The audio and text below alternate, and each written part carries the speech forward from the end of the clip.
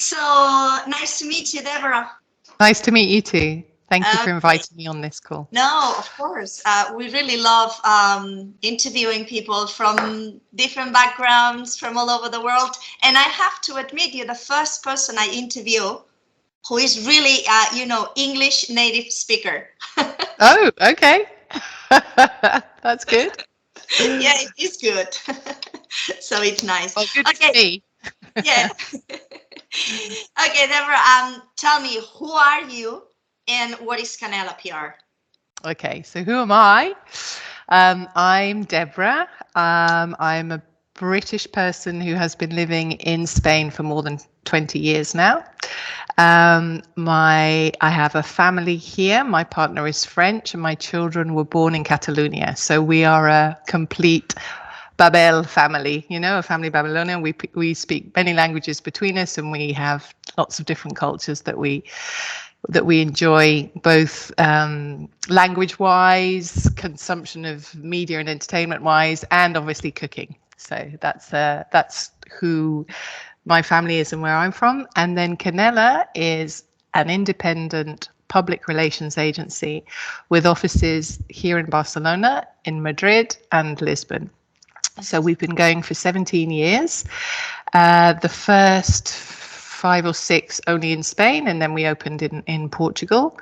At the moment, there are 40 employees, or team members, better to say, and we represent a broad range of brands, including some you will have heard of, like Sony, and some that are sort of less well known. But today we're just announcing that we've won Club Med, which is the holiday destination. And at the beginning, yes, and at the beginning of the year, we were really happy when we won the food waste app Too Good To Go. Mm-hmm. That's amazing. Congrats. I think Thank it's you very much. great. So regarding what you mentioned, I have a few things. I've been just browsing the web and all your projects and all, I mean, your wallbox.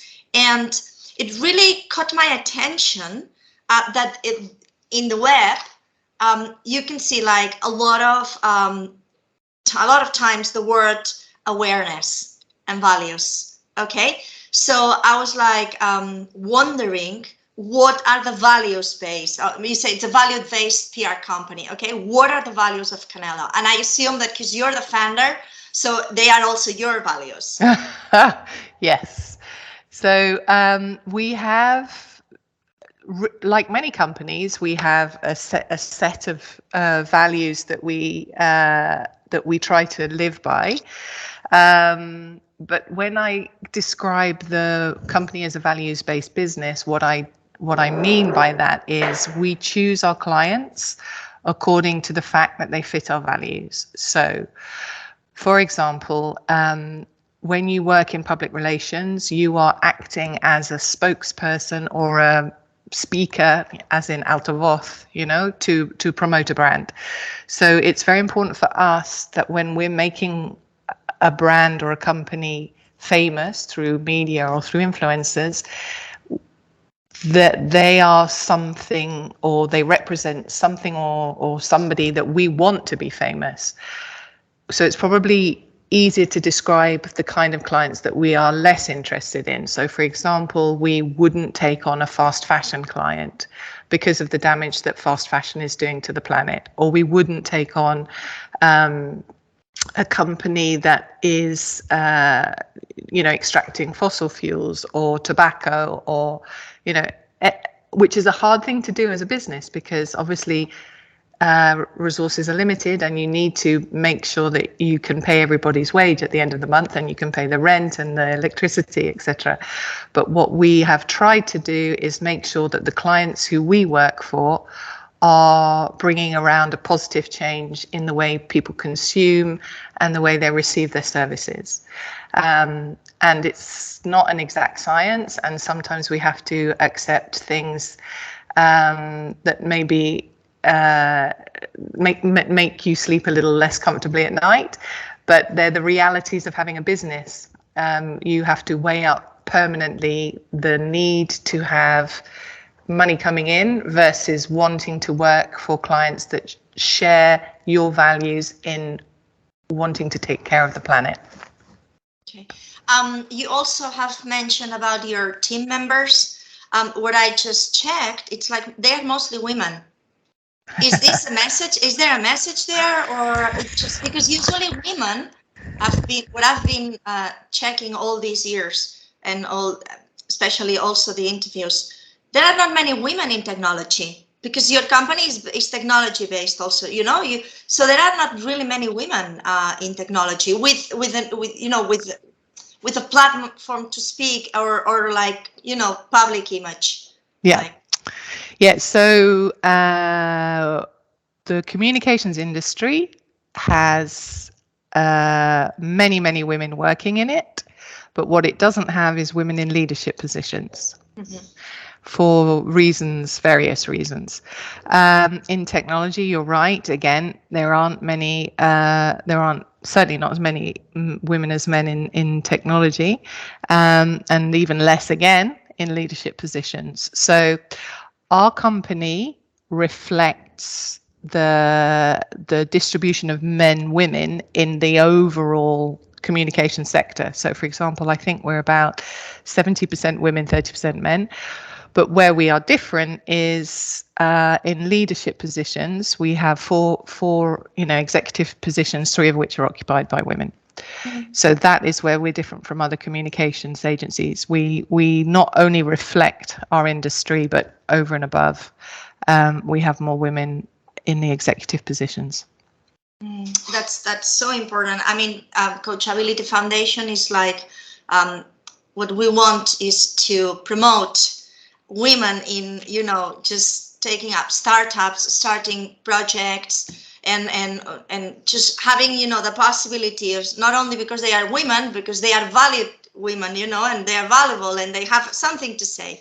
And sometimes, as you said, there are many women working everywhere, but they are not heard. You can't really hear their voice. It's impossible, and that's what we are trying to do. And my question is, you talk about 17 years on Canela, PR, on the business. How has it been? Oh, God. What was it like? Because that's a lot of years, That's a lot of years. Yeah. So it has been, it's a cliche, but I'm going to say it anyway, it's a roller coaster. So we've had some really great years and we've had some years where it's been very difficult. The first 2 years were amazing because, you have a real sense of you're building something, a lot of energy is going into it. People were... all around me, at least, and I felt very lucky for this, lots of support from friends, family, from people I didn't even know very well, just being very supportive of the kind of entrepreneurial spirit. And then came 2008 and we have a global recession, and that was very difficult to just try to keep the business ticking over. It wasn't even a case of making any money, it was just a case of trying to pay wages. And then that it seemed to take a long time for us to come out of the back of that. Then things started picking up about 2013. We won some big clients and that helped us grow. We grew in our, because we started in Barcelona. Barcelona was always the biggest office, but then with time, Madrid took over and is now the biggest office. There's 20 or more of them there, and there's 10 of us here, and 10 in Portugal. Then we increasingly took requests for Portugal, and I was handing them over to a different PR agency, and I thought, well, that's not clever. We should start in Portugal. So that was, again, something new, something exciting, a new country, a new media landscape, a new language. And then, bada boom, COVID comes. And then you're, oh no, and then immediately clients were just putting us on hold or reducing the money they were paying us, and some not doing that, for which we're really grateful, obviously. And then unfortunately we had to let people go during the COVID time because there just wasn't the income to pay everybody. And then at the end of 2020, we were 20 people, and now we're 40 people. So we've doubled in size in less than 2 years. So it's been a roller coaster, but I'm still smiling. Yeah, no. I mean, that's the last thing we should lose, right? It's like the smile. Because sometimes it's hard to put a smile on your face, but you still have to keep trying. You cover some aspects on your last answer. It's like how important is the location of your business? Is it important for you? I mean, does it make a difference depending on where you are? It used to. I think it matters much less now since COVID, because I think since people have got very used to working online and through Zoom calls and working from home, not only people in communication, but also the people we're talking to. So the journalists and the influencers, it doesn't actually really matter that much. In fact, at Canela, not everybody lives in the cities where we have the office. So we have 3 of our team members in Spain don't live in Madrid or Barcelona, and 1 of our team members in Portugal doesn't live in Lisbon. And that's fine. We make it work. So we have culture building activities. We were recently in Mas Salagros, which is here in Maresma, for a retreat where we were all together, and we did team building activities, and those are the moments when you make the culture happen.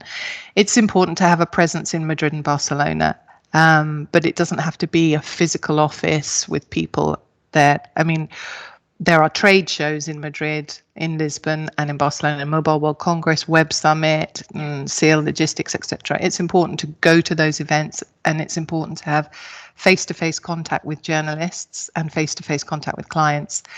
But a physical office, I think, has less importance than it used to before COVID. Mm-hmm.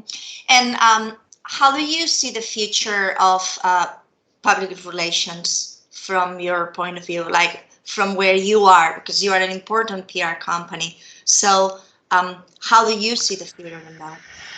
Well, there's a lot of talk at the moment about the impact that artificial intelligence is going to have on on public relations. So, a lot of people are kind of running a chat GPT program and coming up with a press release, and that's fine. But the point about artificial intelligence is the first word is that it's artificial. So you will always require a human touch, a person who has the ability to know if this is correct or if this is not correct.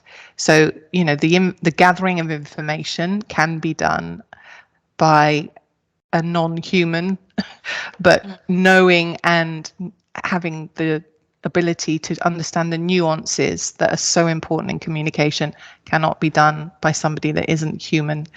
So I think things like artificial intelligence will maybe speed up what we do, but speed isn't necessarily a good thing. I mean, how many of us have fired off an email in haste or a WhatsApp in haste and then live to regret it? So I think clear and important communication needs to happen in a considered way. Mm-hmm. And for all the artificial intelligence tools that there are available, they are welcome, but with caution. Mm-hmm. One of my questions, it's just like, how close and committed are you regarding client communication? I'm not really sure I understand the question. Sorry. How close and committed are you as the founder and as a part of your team, all your team, regarding client communication? As you mentioned, we really like to have face-to-face, contact. Yes. I mean, with 3 different center points, I'm sure that's difficult. Yes. Because you are on top of them. Yes. No? Yeah. So okay. everyone represents yourself. Yes, understand. So I have 2 very, very competent directors in each country. So I have the director of Portugal and the director of Spain, and they are the sort of top level contact that the clients have, and they are the people who have the relationship with the clients. When clients join Canela, I always send them a welcome to Canela and it's an email which says you can contact me at any time, and they know they can, and sometimes they do. But in order to manage so many clients and so many people, I'm not in the day-to-day of speaking with clients. Is it easy for you? Is it To- easy to delegate? Because for me, for example, it's not easy. Yes, but do you know what? The alternative is worse. Uh-huh. So if you don't let go of some tasks, your people don't grow. And if your people don't grow, your business doesn't grow. So I do remember sending press releases. I do remember picking up the phone and talking to journalists. It's been a long time since I've done that. You need to, you can choose. You can stay stuck at the size you are and control everything, or you can choose to let go and give your people career momentum. And I prefer to let go and give my people career momentum. And they, if they fail, they will learn. But they, and all of the mistakes I've ever made in my career taught me something, and it's the best experience ever to get something wrong or to fail. And just because you're delegating doesn't mean people will fail either. Big point. If you delegate, in many cases, probably someone will do it better than you do. And you just need to lose all your ego and accept that people have a whole set of skills that you don't. And get over yourself. Delegation is the best for an easier life and for growth. Mm-hmm. You're talking about growing. How do you grow? How do you grow? You grow by being disciplined about what you want. So that was a mistake. Talking of mistakes I've made, a mistake of mine earlier on in Canela was to just assume any business was good business.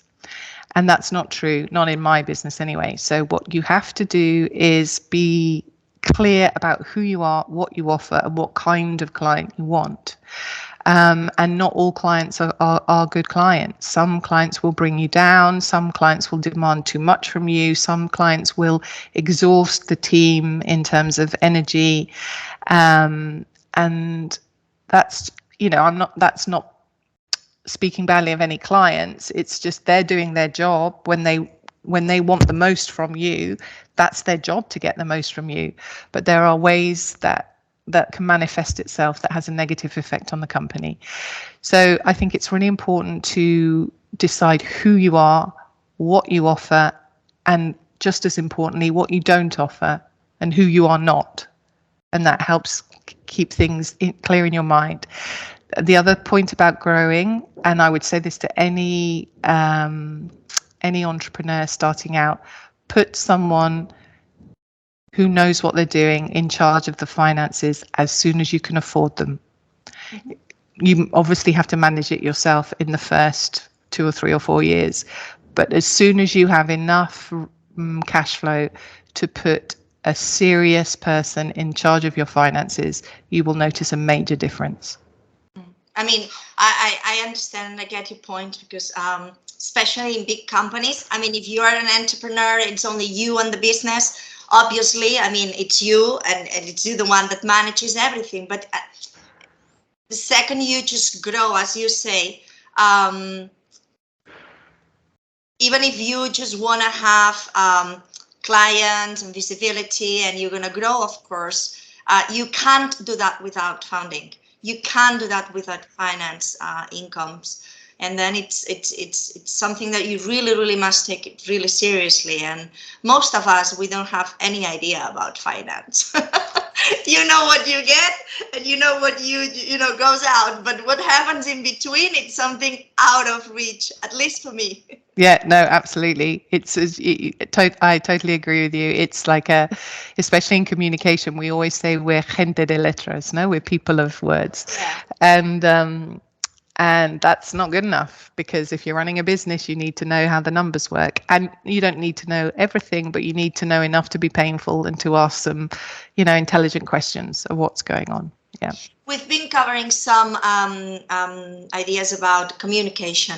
How someone who starts a company should focus and should just direct their company in terms of communication? How do you put yourself out? Out to the general public? Yeah, totally. Okay. So we have various ways of doing that. Well, I think, obviously a web page is very important because that's your sales brochure online. And anybody looking into any company will just tap the company name into Google and see what comes out. So a web page, even a really basic web page, is really important. Instagram obviously helps a lot, and that's less costly than a web page.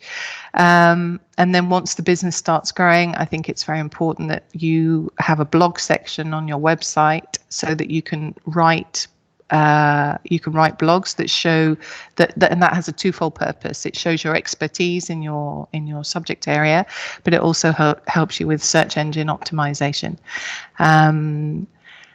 And then once you have a group of people that are following your business, it's quite a good idea to invest in sending a newsletter to them. Not very often. I would recommend a frequency of no more than every 2 months, because people get too many newsletters. But it's important to show you're still alive and that you're doing interesting things, and it's a showcase for you. Our person, the Canela policy is once every quarter in terms of newsletters, and then the other way to make sure people have heard of you is to, if you have done something that is newsworthy, is to send a press release.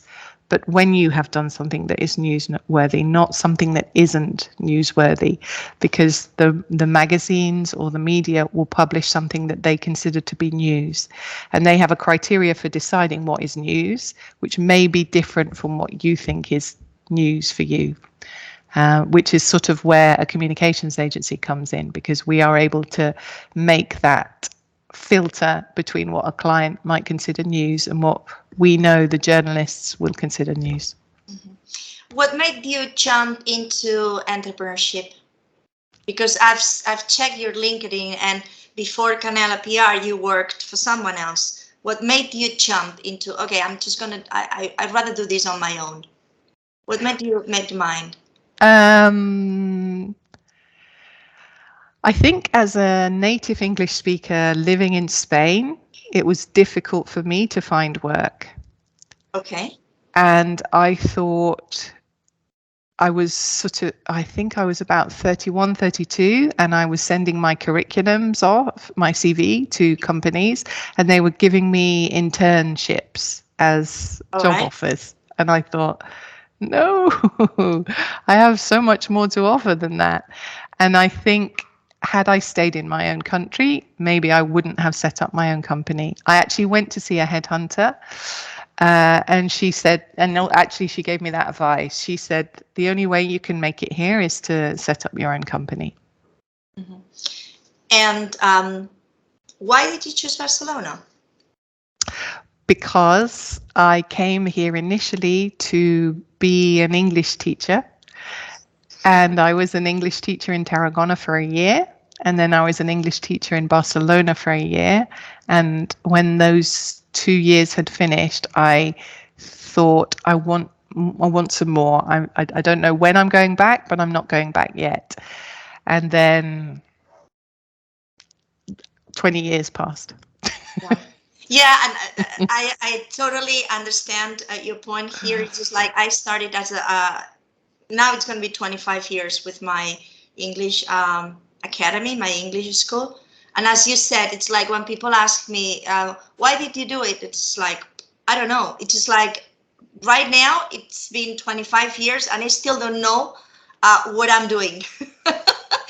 It's just like this feeling of, but is this what you want to do? I don't know, but I'm doing it. So if I'm doing it, it's because I still like it. So I just don't really ask so many questions to myself. It's just like, okay, but I'm here. I still like it. So my plan is to keep on doing it. Absolutely. Yes. Yeah. Do you think that we give sometimes too much importance to, as you said, thinking about what we have to do, what we don't have to do. It's just like maybe we think too much, and entrepreneurship is like more something like, okay, let's try.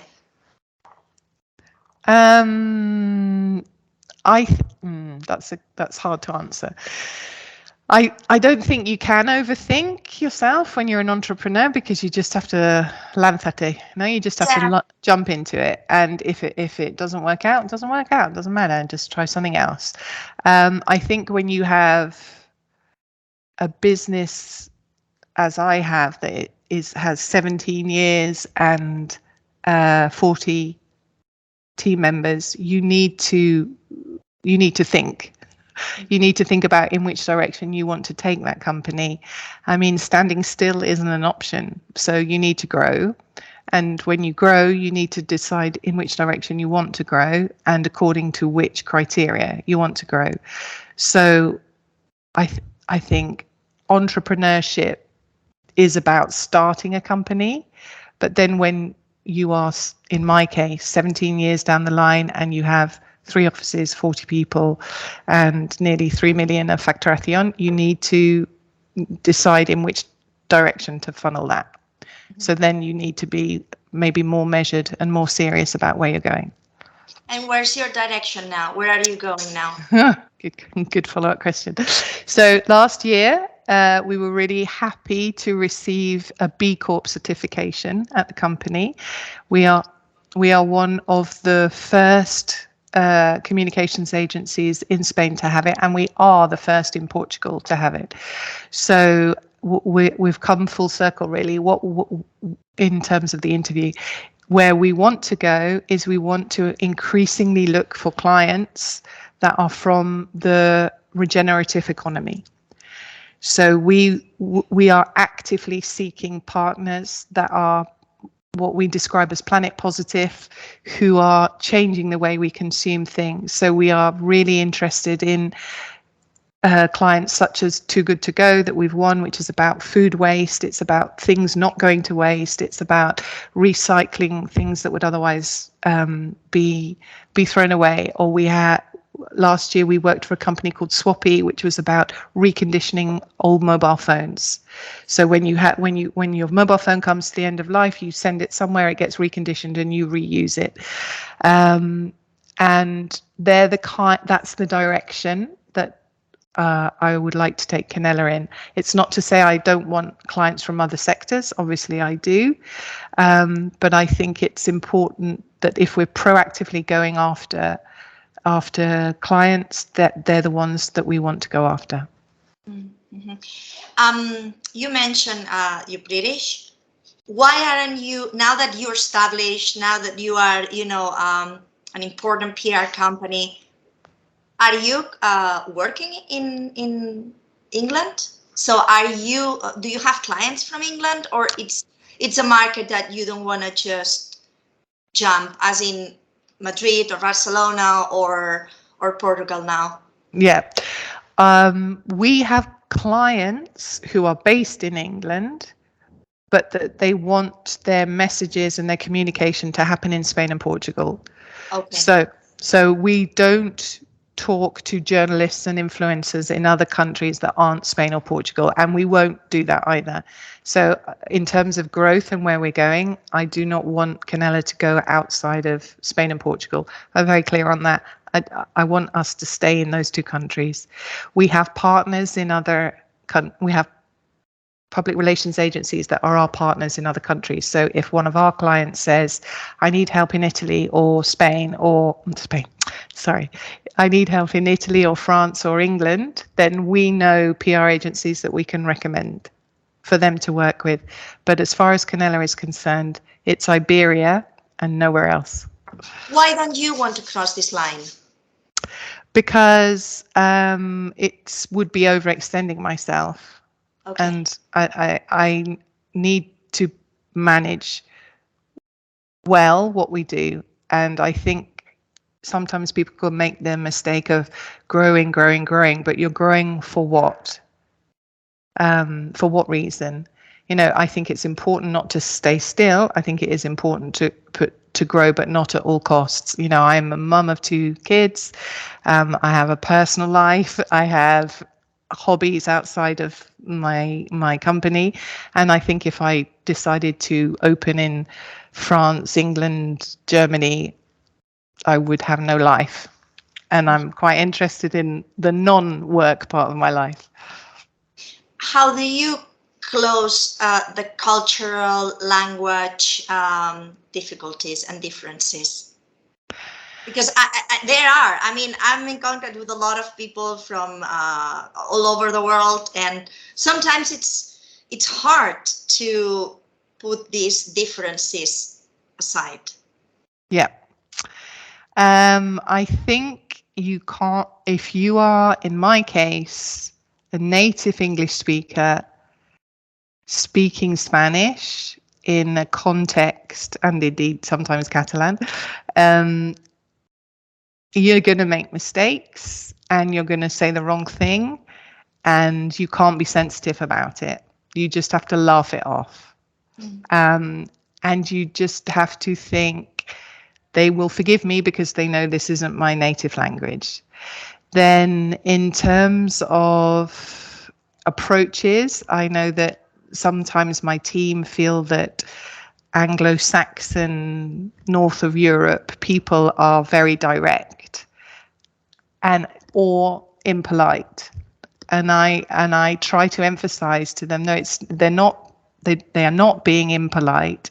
They are being the way they do business.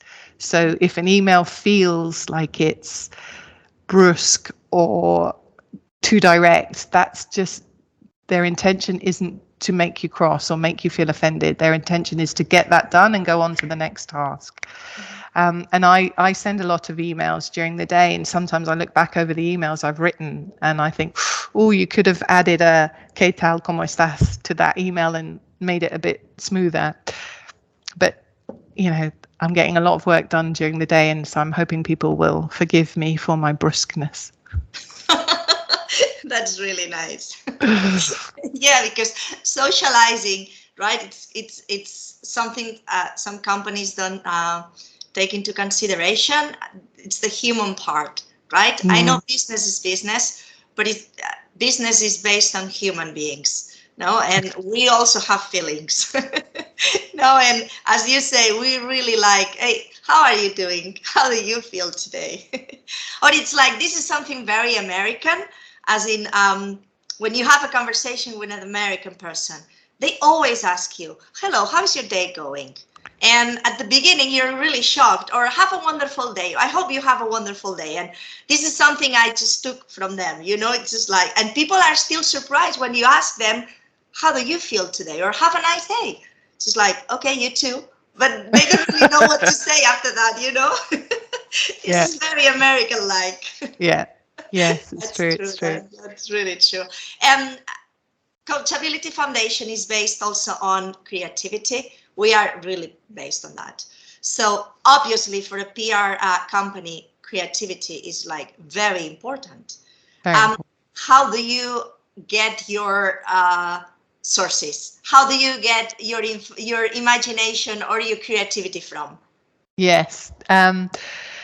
Difficult, because we have to manage the kind of account management tasks at the same time as the creativity, and the account management tasks require being almost always available and responding well and quickly to things. So that doesn't always go hand in hand with the context you need for being creative. So I'm very keen to say to my team, turn off your Skypes, turn off your emails, go for a walk. There's a graphic which I'm going to describe badly, but which I really love, which has a tap with a drip coming out of it. And it says creativity in the office, and then it has a waterfall, creativity on a walk. So I'm very keen to give my team the message.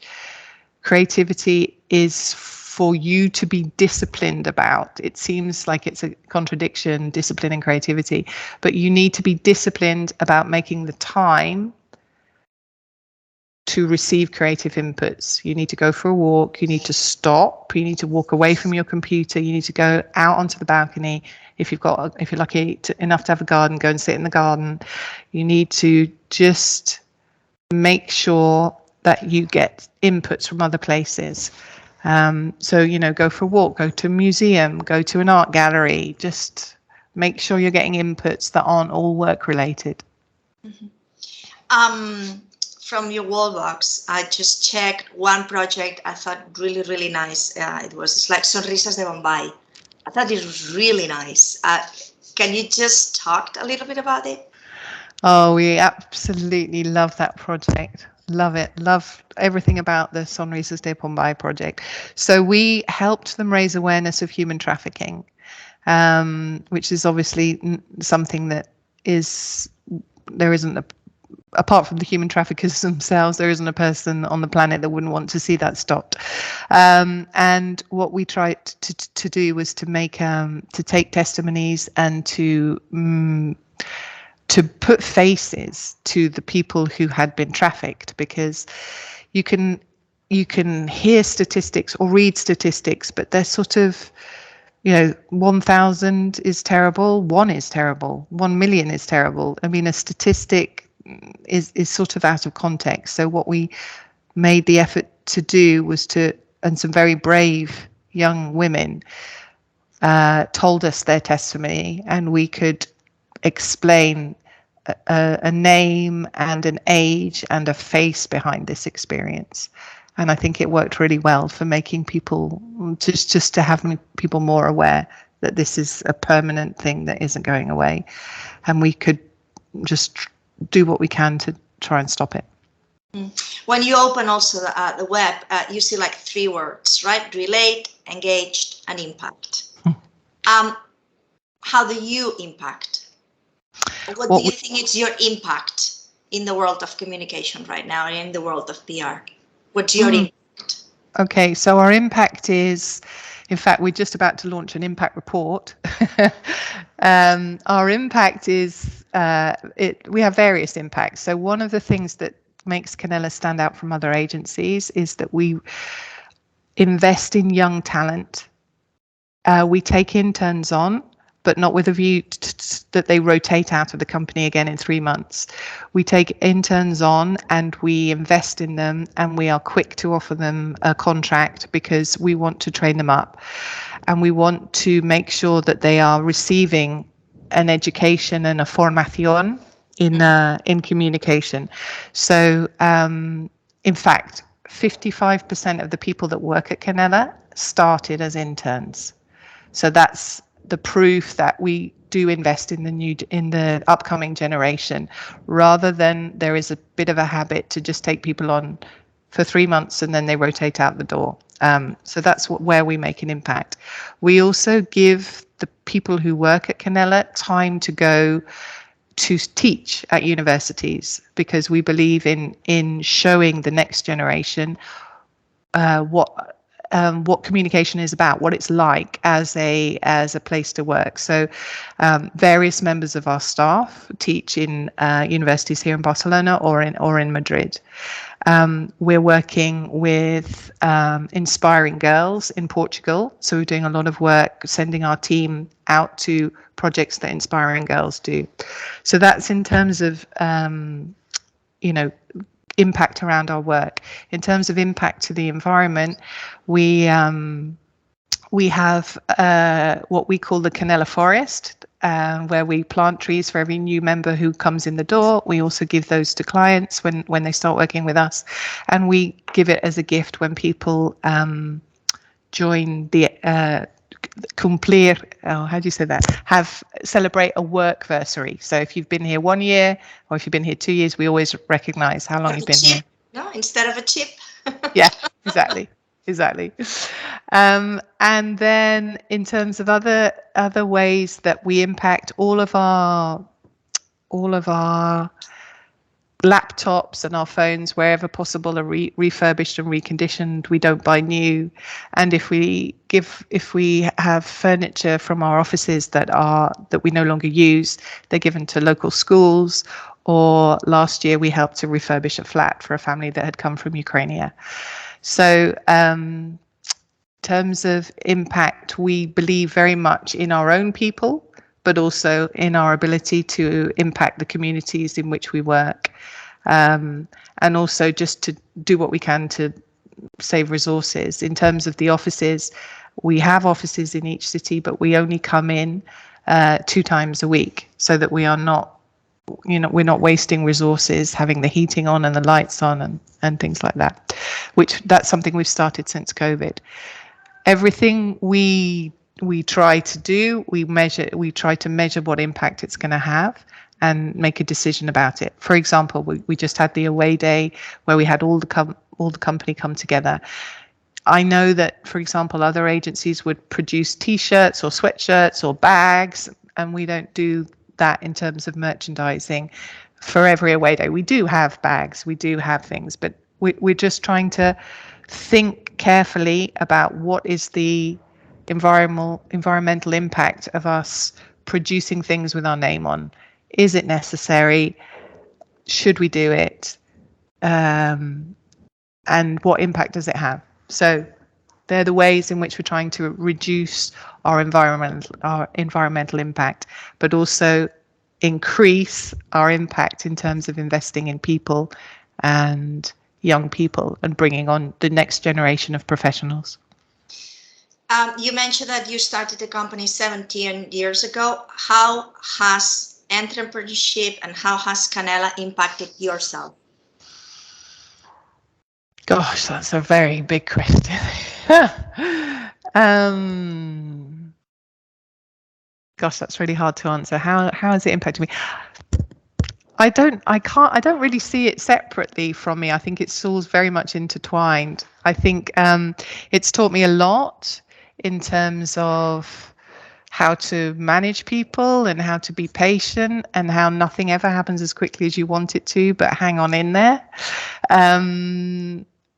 I think it's taught me lots about what motivates people. I mean, people like to receive a decent wage, obviously. We all do, but I think being appreciated for the job you do and being thanked is really key. A friend of mine told me that there is a trick to a good marriage that she'd read somewhere, which is that each partner says thank you to the other one. And that is a test of a good marriage. I also think it's a good test of a working environment. People should be thanked for the work they do. Okay. And it's been a great experience for me to grow something, to see it be successful, to have come through some hard times and come out the other end of it. And yeah. Do you see yourself doing something else at this point? A second act, a next thing, or just a new first act. A new first act. I'm very passionate about the provenance of food. I live in Maresma, which is very bountiful for agricultural land. And I have a project with 7 friends where we have 1,400 meters squared of land where we grow food for our own families, but also that food, we take it to the food banks in the adjacent villages. And that is a hobby at the moment, but I can see that in a few years, I might be making that into some kind of campaign or project or maybe a business. I don't know.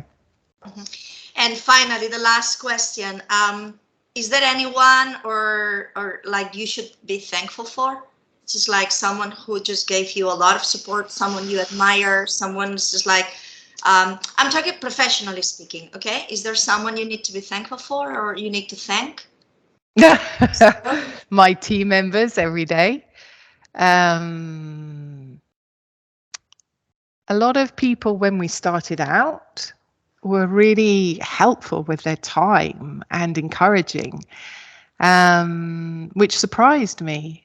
I would have thought like other PR agencies would be too busy, but I remember going and showing people my business plan or my ideas, and people saying, "Oh, you should do it this way, or you should do it that way,"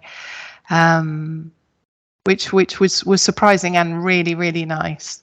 And I can't, aside from professionally, obviously my partner and my family and my parents were all very, very supportive. So I can't really name one person, but just my entire environment of my family, my friends, and the people who work at Canela, just very, very supportive every day. Okay, thank you very much, Deborah. It was a really, really nice chat. Thank you. I've had a nice time too, and you've made me think about, I need to go and write a list of everyone I need to thank and then go and thank them. Yeah, that's important. Sometimes we forget, but from time to time it's okay, to just knock at people's doors and say hi.